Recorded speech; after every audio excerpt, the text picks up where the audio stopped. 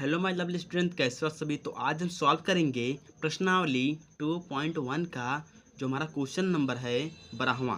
तो क्वेश्चन यह है कि निम्नलिखित का मान ज्ञात कीजिए। किसका? Cos inverse 1/2 plus 2 sine inverse 1/2 का। तो इसको सॉल्व करने के लिए सिंपली जो हमें कॉस दिख रहा है इसको हम मान लेंगे x, और जो साइन दिख रहा है इसको हम मान लेंगे y। तो हमारा जो समीकरण बनेगा तो यहाँ पर लिखेंगे माना, क्या माना है हमने? कॉस को x माना है, तो यहाँ पे दिए x लगाया, प्लस लगाइए, यहाँ पर 2 लिखा है 2 लिखिए, यहाँ पे साइन क्या माना है? y माना, तो y लिख दीजिए। तो ये बन गया हमारा एक समीकरण। इसे हम मान लेते हैं समीकरण नंबर 1, और इसका हम लास्ट में उपयोग करेंगे जब हम x और y का मान निकाल लेंगे तब। ठीक है दोस्तों, चलिए निकालते हैं। सबसे पहले x, तो यहाँ पर लिखेंगे x को हमने क्या माना है?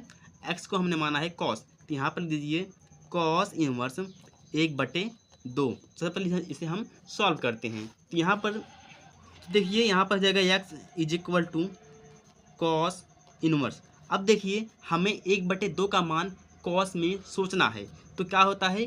वो होता है कॉस 60 डिग्री का मान होता है 1/2। यदि हम इसको हम पाई में बदलें तो वो हो जाएगा भाई साहब कॉस π/3 इज इक्वल टू 1/2। ठीक है, यानी कि जहाँ हमें 1/2 दिख रहा है वहाँ पर हम लिखेंगे कॉस π/3। चलिए लिखते हैं, तो यहाँ पर हम लिख देंगे कॉस π/3। अब देखिए x इज इक्वल टू, यहाँ पर कॉस इनवर्स में है और यहाँ पर सिंपली कॉस है, यानी कि ये दोनों आपस में कट जाएंगे और जो हमारा आंसर आएगा x का वो आएगा π/3। ये हो गया हमारा कॉस की x की वैल्यू। अब हम निकाल लेंगे y का। तो देखिए y क्या माना है? y is equal to, y को हमने माना है सिंपली साइन इनवर्स 1/2। तो यहाँ पर लिखेंगे साइन इनवर्स 1/2। इसे सॉल्व करते हैं बिल्कुल पहले की तरह। तो यहाँ पर हो जाएगा हमारा y is equal to sine inverse. अब देखिए यहाँ पर 1/2 है, तो हमें 1/2 का मान साइन सोचना है, तो क्या होगा? वो होगा भाई साहब साइन 30 का मान होता है 1/2। यदि हम इसको पाई में लिखेंगे तो यहाँ पर जाएगा हमारा साइन π/6 इज इक्वल टू 1/2। ठीक है, तो यानी कि जहाँ पर हमें 1/2 दिख रहा है वहाँ पर हम लिख सकते हैं साइन π/6। तो यहाँ पर लिख दीजिए साइन π/6। ठीक, तो देखिए अब यहाँ पर y is equal to sine inverse में है और यहाँ पर सिंपली साइन है, तो यानी कि ये दोनों आपस में कट जाएंगे, तो हमारा जो y का मान आएगा वो आएगा y इज इक्वल टू π/6। तो ये हो गया y का मान। अब क्या करेंगे?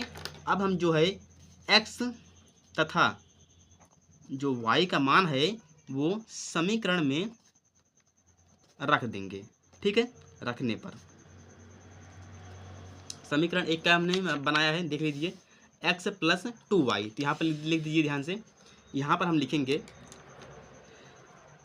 x plus 2y। x के स्थान में क्या है, यानी कि x की वैल्यू क्या माना है? x की वैल्यू हमने क्या निकाला है? हमने निकाला है x इज इक्वल टू π/3। यहाँ पर लिखेंगे π/3 प्लस 2 है 2 लिखिए, गुणे गुणे लगाइए। अब देखिए y का, तो y को हमने क्या निकाला है? तो निकाला है π/6।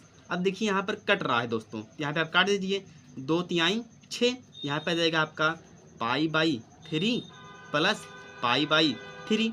अब देखिए ये हो गया भिन्न, भिन्न सॉल्व कर लीजिए। देखिए यहाँ पर हर बराबर है, यानी कि जो अंश है वो दोनों आपस में जुड़ जाएंगे और जो हर होगा तो बराबर है ही है।